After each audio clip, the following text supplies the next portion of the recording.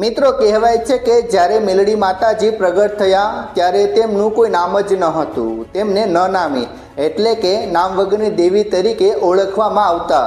પણ આખરે મેલડી માતાજી કોણ છે, તે કેવી રીતે ઉત્પન્ન થયા અને કેમ અમુક લોકો તેમની પૂજા કરતા ડરે છે? ચાલો જાણીએ આ રહસ્ય વિશે. મિત્રો, શાસ્ત્રો પ્રમાણે વર્ષો પહેલા દાનવો દેવતાઓને ત્રાસ આપતા હતા. દેવતાઓએ આદ્યશક્તિ માતાને પ્રાર્થના કરી ત્યારે માતા નવદુર્ગા રૂપમાં પ્રગટ થયા અને રાક્ષસોનો સંહાર કરવા લાગી. એ જ સમયે અમરૈયા નામનો ભયંકર દૈત્ય હતો, જેને હરાવવું મુશ્કેલ હતું. તે સાયલા ગામના સરોવરમાં જઈ મરેલી ગાયના શરીરમાં છુપાઈ ગયો. ત્યારબાદ નવદુર્ગાએ પોતાના શરીરના મેલમાંથી એક પૂતળી બનાવી અને તેમાં પ્રાણ પૂર્યા. આ દેવીને શક્તિ આપી અને યુદ્ધ માટે મોકલ્યા. અંતે તેણે આ દૈત્યનો સંહાર કર્યો.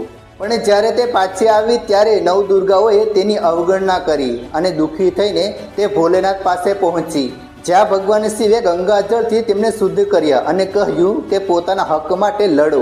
ત્રણેય દેવોએ તેમને શસ્ત્ર આપ્યા અને તે ફરી લડી અને જીત મેળવી. ત્યારે ભોલેનાથે કહ્યું કે તમે તમારા માટે લડી એટલે તમારું નામ રહેશે મેલડીમાં. મેલડી એટલે કે મેલડી. મિત્રો, શું તમે મેલડી માતા પર વિશ્વાસ કરો છો?